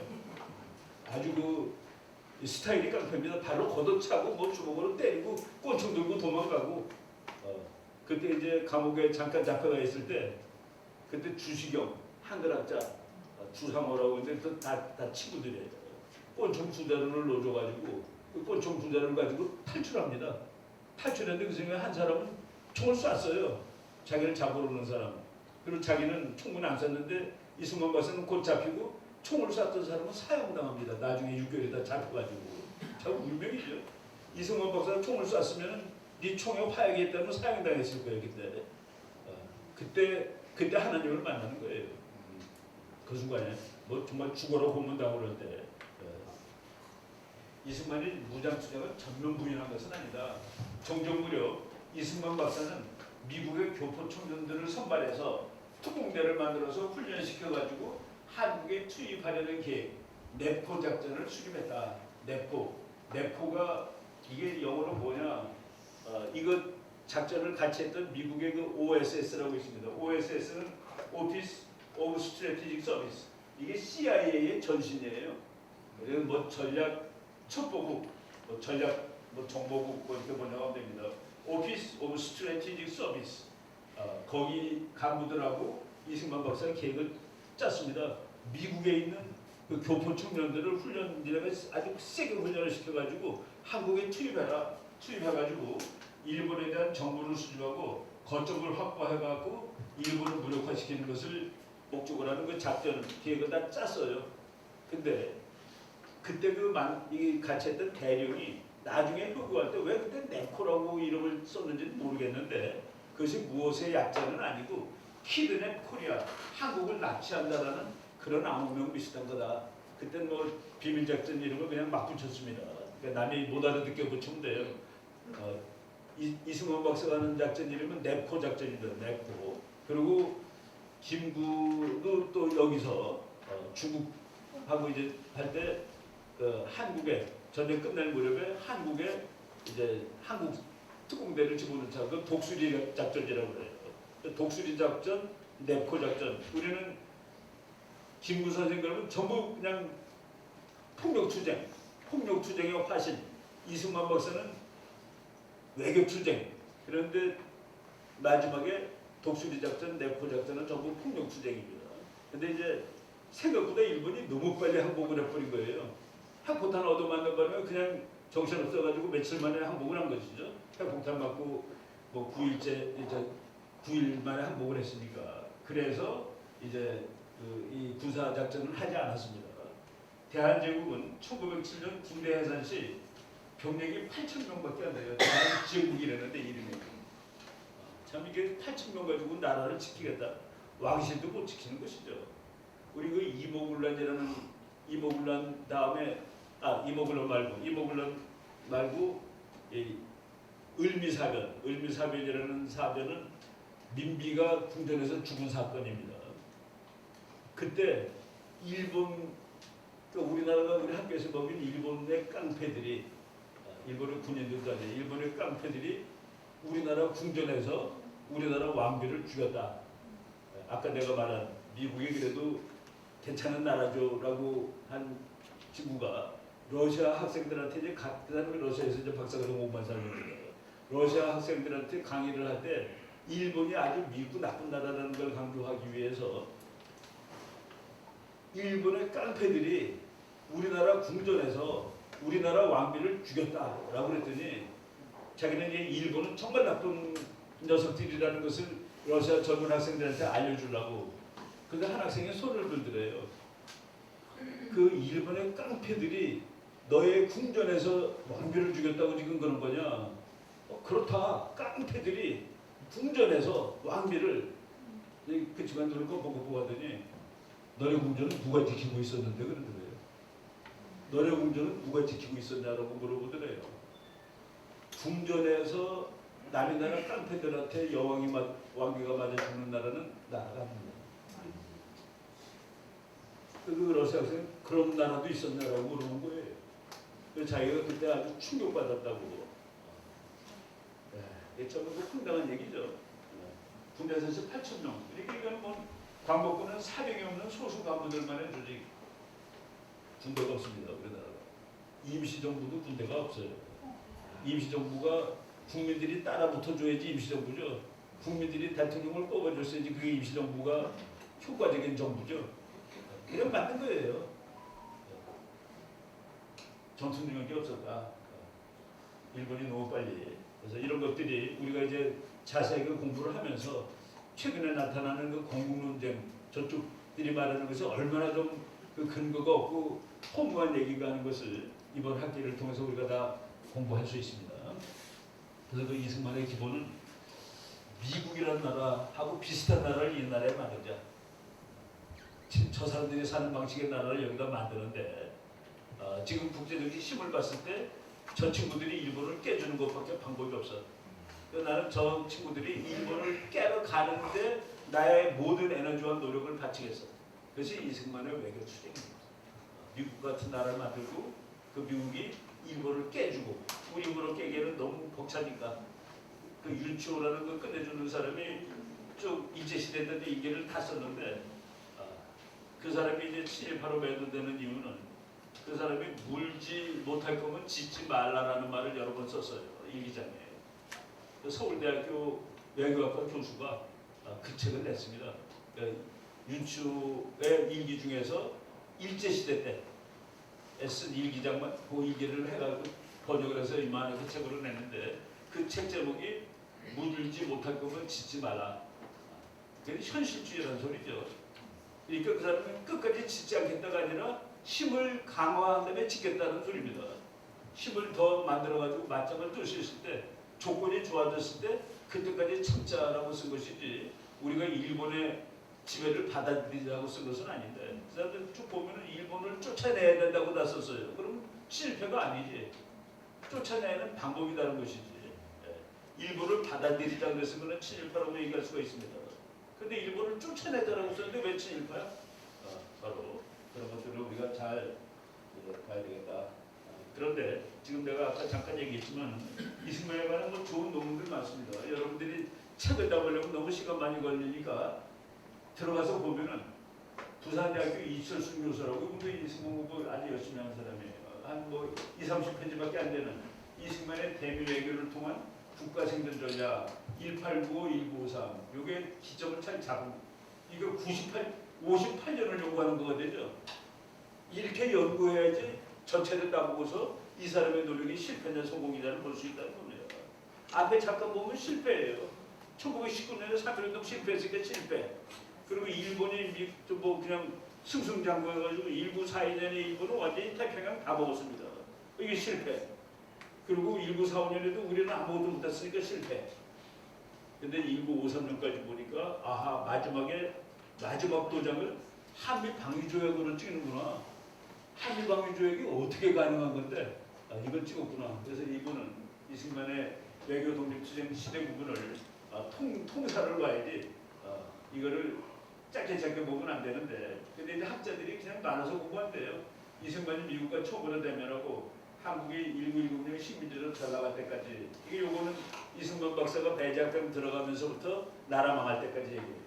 그다음에 나라 망한 다음에 해방될 때까지 요건 이제 독립운동이죠. 그리고 세 번째로 해방된 후 대한민국 수립될 때까지 그다음에 수립된 이후에 한미방위조약 맺어질 때까지 시기별 연구는 있으나 통시대적 연구는 많지 않다. 연구는 아마 이 교수가 나중에 이승만 공부하는 학자니까 정말 그 통째로 58년을 다 연구한 책을 앞으로 쓸지 모르겠습니다만은 지금 나와 있는 책들은 전부 다 그 짧아요. 그러다 보니까 성공이라는 결과가 나오기 전이니까 실패다라는 말을 할 가능성이 높아졌다라고 이제 얘기하는 거죠. 어떤 교수는 어떤 교수라기보다도 아까 정경진 교수는 그러더라고요. 이승만 박사가 고종에 대해서 그렇게 세게 내면드는 것은 개인적인 분노가 있어서 그랬대. 왜냐하면은 고시를 계속 고시가 아니라 그때 사법고시가 아니라 그때 뭡니까? 과거를 훑어야 되는데 1894년에 가보경장으로 과거제도를 없앴어. 없애서 분노했다는 거야. 그건 아니죠. 그 사람이 배제학당을 졸업한 다음에 과격파가 됐는데 배제학당에서 미국을 배우고 나고 민주주의를 배우고 난 다음에 과격파가 된 겁니다. 그래서 그 정도는 안 되겠다 그런 것이지. 야, 네가 시험을 없애갖고 내가 과거제도를 열심히 좀 했는데 안 됐잖아. 개인적 사과는 아니에요, 그건. 그러니까 그 사람이 과격파가 되는 시기가 벌써 이제 대작당을 졸업한 다음이거든. 그거를 우리가 그래서 연대를 잘 봐야 되는 겁니다. 몇 살 때 그랬는데 그때 대작당 다니기 전이야 후야. 이런 거를 모르면 이 사람이 19살 때 덤벼들었으면 고시 떨어져서 덤볐다도 말이 돼요. 내가 시험을 봐야 되는데 왕이 시험 제대로 없었으니까 화가 난다. 일말에 설명이 되는데 나는 그 부분은 좀 옳지 않다라고 보는 편입니다. 이것도 이제 우리가 공부를 잘해야 돼. 이 책에 여기 보니까 이 책은 내가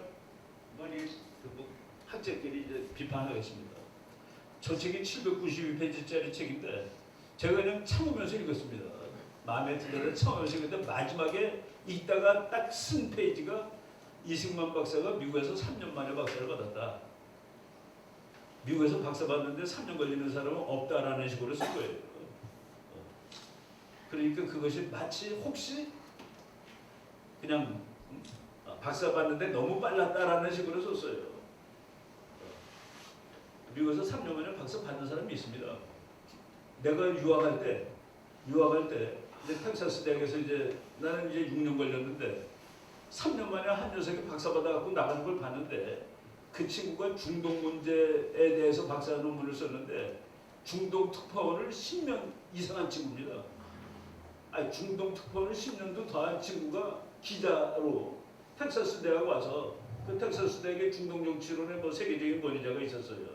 제임스 빌이라는 그 사람 밑에서 3년 만에 박사 써고 나가는데 제임스 빌이라는 교수보다 더 많이 하는데 기자니까 또 글도 빨리 쓰고 3년에 박사 썼어요. 이승만 박사가 가서 조지 워싱턴 대학을 다니는데 그 사람이 애들 학부 애들하고 맞먹겠으니까 1년 만에 그냥 학사, 1년 만에 석사, 1년 만에 박사 받은 거예요.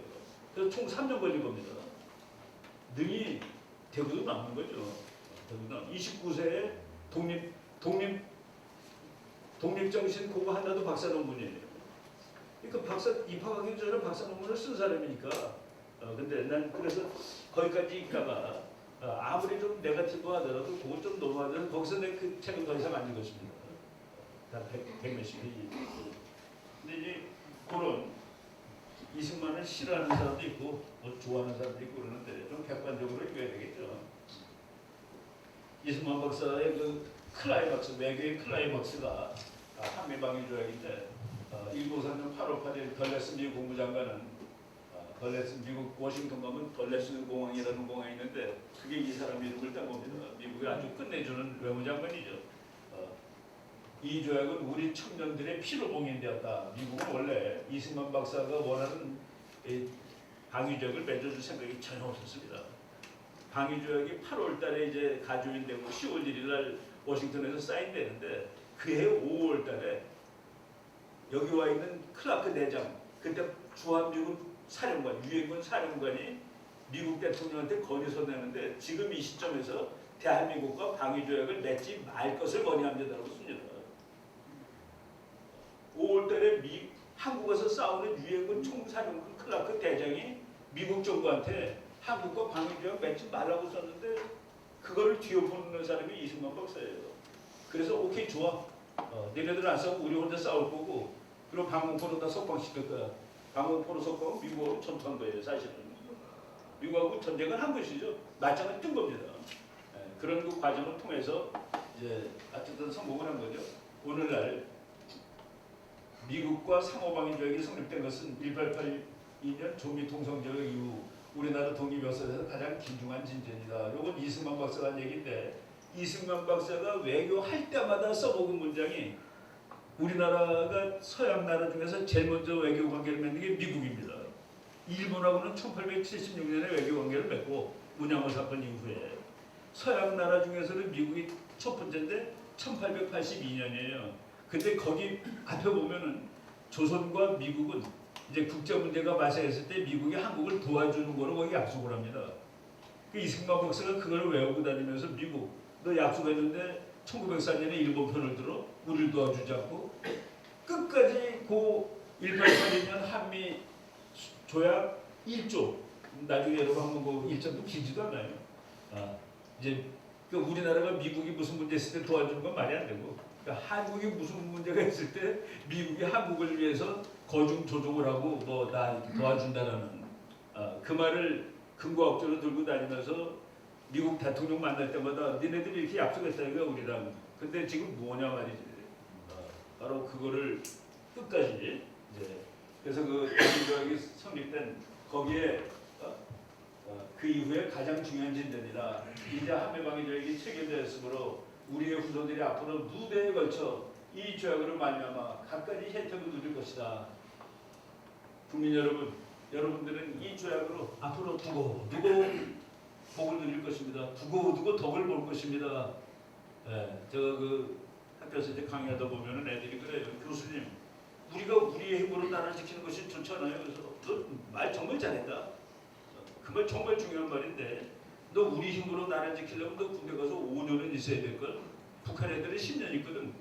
미군이 그래도 28,000명이 여기 있어줘서 우리가 2년 만에 군대가 제대하고 오는 거야. 쟤네들이 여기 같이 있어줘서 두고두고 덕을 보는 것이죠. 우리나라가 지금 한미방위조약 53년 이후에 지금까지 덕을 보고 있는 겁니다. 그래서 이제 바로 이런 이승만 박사가 참 대단한 일을 한 것이죠. 이거는 뭐 내가 이제 오늘 첫 시간이기 때문에 이런저런 책들이 있다는 걸 한번 쭉 설명을 드리겠습니다. 이 사람이 바로 그 고종주라는 분인데 이승만의 젊은 시절에 관해서는 이 책이 아주 괜찮습니다. 이승만과 한국 독립운동. 나중에 제가 이 강의 진행 방식을 오늘 이제 첫 시간이라서 이거를 내가 미리 여러분들한테 이 자료를 못 줬는데 앞으로는 수업 시작하기 전에 그날 할 거를 이렇게 보내주는 그 방식으로 이제 하겠습니다. 근데 제가 이승만 박사 공부를 글을 혼자 읽는 건 하다가 이제 가르치려고 준비하다 보니까 시간이 엄청 걸리더라고. 막 헛떡거리고 있어요. 그래서 제가 오늘 미리 사전에 보지를 못했는데 오늘 강의한 거를 제가 정리해서 이거를 이제 곧 보내드리고 그리고 다음 시간 거를 또 미리 만들어서 강의할 때는 여러분들이 뭐 컴퓨터에 적어도 컴퓨터에 저장할 수 있을 수준으로 이렇게 하도록 하겠습니다. 그 고종효 이분도 이제 그 이승만의 독립에서 이제 큰 기여를 했는데 아주 심플해요. 이거 그 한 줄 요약. 이승만은 친미 외교 노선의 대표적인 인물이었다. 그는 한말 청일전쟁과 러일전쟁을 지켜보며 청나라, 러시아, 일본 전부 다 우리 옆에 있는 나라죠. 이 사람은 청일전기라는 글도 있어요. 청나라와 일본이 싸우는 거를 국제정치학을 공부하기 전에 쓴 책인데 진짜 괜찮게 쓴 책입니다. 아마 청일전기라는 그 글이 독립전쟁,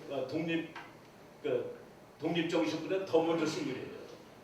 그 청일전쟁, 러일전쟁 이걸 보면서 한국의 독립보존을 위해서는 한반도에 직접적인 이해관계가 없는 제3국, 즉 미국을 끌어들여야 한다고 생각했다. 이것이 이승만 박사의 또 기본 아이디어입니다. 청나라 우리가 말이죠. 중국이 무서워서 일본 끌어들였다. 우리나라 그런 정신 나간 학자들이 있어요. 북한이 무서워서 중국을 끌어들이면 된대. 미국 나가도 괜찮대.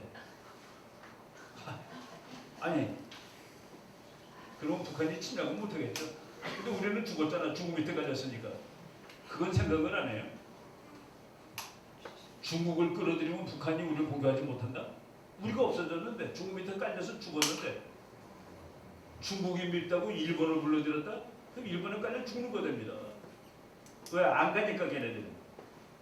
한 번 오면 안 나가는 나라들이니까 우리가 일본이 무섭다고 중국을 끌어들였다. 그럼 중국이 여기서 떠나겠어요? 중국이 무섭다고 일본을 끌어들였다. 일본이 떠나겠어요? 미국은 자꾸 가겠다고 해서 우리가 더 있으라고 그러는 나라죠. 그거를 그때 이미 그 이치를 깨닫고 있었다는 얘기입니다. 친구는 멀리 있다가 답입니다. 국제정책 철칙. 친구는 멀리 있다. 프랑스의 친구는 러시아입니다. 언제든지. 독일이 아니에요. 붙어있는 놈들은 결국은 싸웁니다. 지금 친해도. 프랑스의 친구는 러시아입니다. 항상. 멀리. 그래서 삼국지에도 나오죠. 원교 근공. 먼데 있는 나라끼리 서로 교하고 친구되고 가까이 있는 나라끼리 싸운다. 증명해봐. 그걸 증명해봐. 국제 정치에 전쟁이 15,000개 정도 있습니다. 이름이 있는 전쟁이. 15,000개 전쟁을 누가 싸웠느냐? 국경에 붙은 나라가 싸웠다. 90%입니다. 그걸 증명이 되는 거예요. 약한 나라, 신쓸 나라 누가 싸우냐 그게 아니라 전쟁은 누가 하는 거예요? 90%는 붙어있는 녀석들이 하는 거야. 그래서 우리가 중국하고 친해지겠다? 당분간. 일본하고 친해지겠다? 당분간 가능해요. 그렇지만 구조적으로 안 되는 거. 그래서 미국하고 친해지는 것은 이거는 국제정치의 기본을 이해하고 있었던 바로 뭐 청일전쟁, 러일전쟁 보면서 저 둘 중에 어느 나라도 신라가 증명을 했죠. 신라가 백제 깰라고 당나라, 고구려 깰라고 당나라를 불렀는데 이놈들이 안 가. 그래서 그놈들하고 또 한 10년 싸웠죠. 쫓아내느라고. 당나라나 일본군은 오면 안 가게 되는 문제입니다. 우리나라가 먹히든지 전쟁을 해서 쫓아내든지. 근데 미국만은 안 그렇죠. 미국은 우리가 무서워하지도 않잖아요. 세계에서 제일 무서운 나라인데 사실은. 미국의 적국들은 미국을 제일 무서워합니다. 언제 때릴지 모르거든요. 미국은 속성이 워리어니까, 속성이 카우보이니까 수틀 그냥 가서 그것도 뒤통수는 안 때립니다. 이마를 때리는 나라예요. 이승만 박사가 이제 그 원리를 확실하게 이해하고 있었다. 그래서 오늘 우리가 기본으로 아는 거는 이승만 박사는 그걸 침입하라고 해도 괜찮습니다. 아니 이론에 맞는 건데 우리가 지금 동맹을 맺을 수 있는 나라는 미국밖에 없어요. 북한의 침략을 막기 위해서 중국 군대를 끌어오면 북한의 침략은 막아요. 근데 한국이 없어지잖아. 그 얘기를 함부로 하는 교수가 있어요. 이것도 이제 조선일보에서 나온 건데 그래도 이제 앞으로 연세대학교에서 이승만 박사의 모든 글을 전부 다 이제 다 현대판 언어로 바꿔가지고 이제 지금 그 전집을 만들고 있어요. 지금 한 10권 나오나 이렇게 연대에서 찍고 있는데 그래도 기록에 나와 있는 것들이 있습니다. 조선일보에서 이거 한 10몇 년 된 것 같은데 여기 아주 엄청나게 많은 글이 있습니다. 그래서 그 제목을 제일 유명한 연설문 뭉치면 살구를 여기 집어넣더라고요.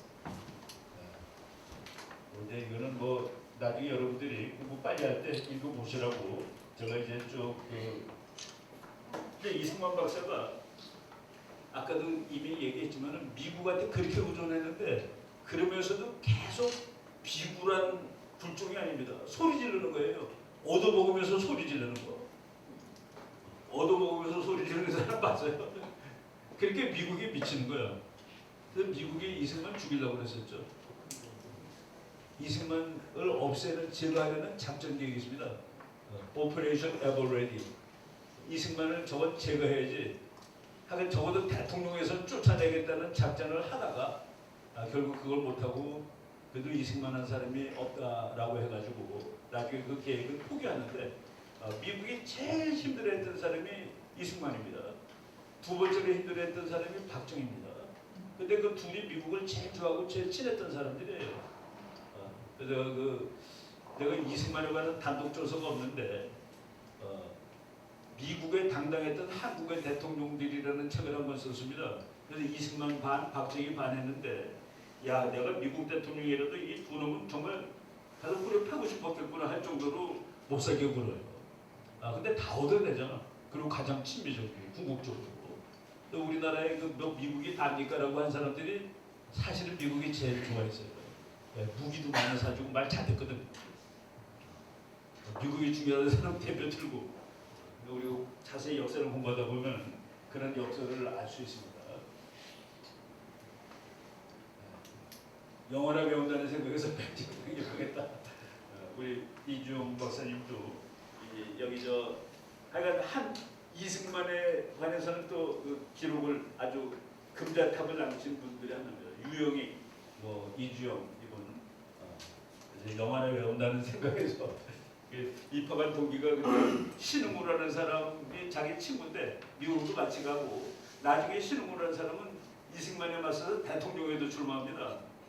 해방된 다음에 내가 뭐 신흥우가 야 우리 가서 영어나 좀 배작벽이라는 서양 학교가 있는데 가서 공부하자고 그래서 따라간 거예요. 뭐 가벼운 마음으로 189년 4월 2일 배작벽에 입학했다. 부모에게 알리지 않았다. 입학 6개월 만에 신생의 초보 영어를 가르치는 중국어가 되었다. 그리고 이승만 박사 깜빵에서 영어 사전 만드시는 거 알죠? F까지 했습니다. ABC인데 F까지 만들고서 더 이상 안 만들었는데 앞으로 연세대학교에서 그 이승만이 만든 영한 사전도 나올 거예요. 이미 나왔어요. 나왔어요? 저 책에 대해서는 맞아요. 여기 도사들이 각각 있어갖고 우리 그 김다니엘 전도사는 책에 대해서 도사입니다. 서지학에 대해서는 뭐 이승만에 관한 책 무슨 책 우리나라 애국책은 어디에서 언제 나오고 다 혹시 그 구하기 힘든 책은 우리 김다니엘 선교사한테 부탁하면 구할 수 있을 정도로 뭐 아펜셀러, 배제학당 전 배제학당 같은 괜찮은 학교가 있었는데 저거를 영어로는 그냥 칼리지라고 그럽니다. 칼리지. 배제학당을 칼리지라고 그러니까 대학교 그때 레벨이 뭐 어떤지 모르겠습니다만 내가 어느 책을 읽다 보니까 1900년대 초반의 의사가 알고 있던 의학 지식이 지금 우리들 의학 수준이래요. 우리 뭐 별걸 다 알잖아. 인터넷 보고 뭐 유튜브 봐가지고 뭐 비타민 C 먹어주고 다 알잖아요. 그러니까 1900년대 의사가 지금 우리 보통 사람 수준이래. 그러니까 그 당시에 뭐 배제 학교 공부하간 이승만 박사는 그 유교를 끝까지 주장을 했죠. 그들이 천상천하의 시설을 마음대로 바꿀 수 있어도 나는 내 모친의 종교를 절대로 버리지 못한다. 아무튼 배제학교에서 이승만은 서양을 만났고 미국이죠. 민주주의를 만났고 미국 그리고 기독교를 만난다. 만났지만은 받아들이는 것은 감옥 가서입니다. 배제학교 다닐 때는 이상한 약을 먹여 하늘이 노할 사상을 가르치는 곳으로 이승만 박사는 의심했다라는 그걸 받아들이는 데는 뭐 쉽게 와 이거 괜찮네가 아니라 한참 고민을 하고 그런 얘기를 우리가 볼 수 있습니다. 이것도 나중에 한번 읽어보세요. 무덤의 빗장을 산산히 부수고 이건 아펜젤러가 한국에 올 때 한 얘기죠. 산산히 부수고 부활한 주께서 이 나라 백성들이 얽매여 있는 굴레를 끊고 그들에게 하나님의 자녀가 되리는 빛과 자유를 허락해 주옵소서. 그때 그 미국의 선교사들이 한국 오는 거는 지금으로 치면 우리 보고 아프리카에 전기와 물이 없는 곳에 가라는 것보다도 더한 겁니다. 최악의 장소로 지구 끝에 제일 살기 힘든 데 보내주는 뭐 이런 식으로 생각하고 왔는데 그래도 미국 선교사들이 와가지고 뭐 나라의 운명이죠, 운명. 그래서 그 개화파 중에서 신비개화파를 만들었고 또 어쩌다 보니까 이승만 박사라는 신비개화파의 대표가 한국을 미국 비슷한 나라로 만들어놨고 또 우리가 그 미국의 기본 사상이 미국이 오늘날의 미국이 된 것은 영어로 C, 큰 C 세 개 때문에 그렇습니다. 캐피탈 C, 캐피탈. 첫 번째가 크리스티애니티, 하나님. 두 번째가 캐피탈리즘, 자본주의, 자유주의. 세 번째가 컨스티튜션, 헌법, 민주주의. 그 C 그 세 개가 오늘날의 미국을 만든 기본입니다. 기독교, 자본주의, 그리고 민주주의.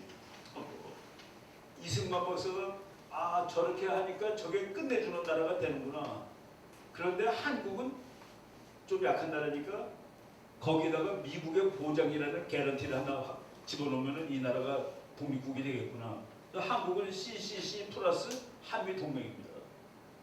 한미동맹으로 엮어놓으니까 앞에 이 한국이라는 이 조그만 나라가 전부 다 공산주의가 옆으로 두들두들하는데 자본주의 하겠다고 그러고 전부 다 독재하는데 민주화하겠다고 그러고 그리고 공산주의 국가는 전부 다 무시하는데 하나님 믿겠다고 그러고 이승만 박사가 그랬죠. 이 나라에 100만 명의 기독교 신자를 보내주면은 하나님한테 그러면 내가 이 나라를 제대로 다스려 놓겠다라고 했는데 이승만 박사가 그 묻히는 날 100만 명이래요. 우리나라 기독교 신자가. 국립묘지부시대. 그러니까 지금 대한민국 뭐 거의 한 널널하게 잡으면 거의 국민의 한 4분의 1, 5분의 1이 기독교라고 얘기하는데 바로 이 사람들이 그 공을 세운 것은 뭐 우리가 부정할 수 없다라고 얘기할 수 있습니다. 이건 제가 그 연세대학교 세브란스 병원 가가지고 세브란스 병원 만드는데 에미슨 박사가 또 기여를 했죠.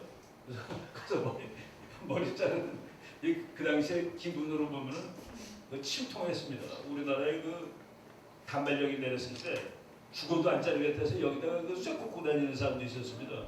그걸 동곳이라고 해요. 동곳.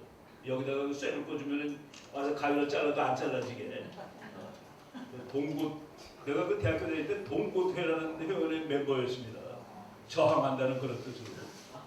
그래서 우리가 동곳회라는 데서 매일 박정희 욕하고 그랬는데 가서 깎을 때 상투 자를 때 이거 평생 어른이 되면서 평생 기르는 상투 아니겠습니까?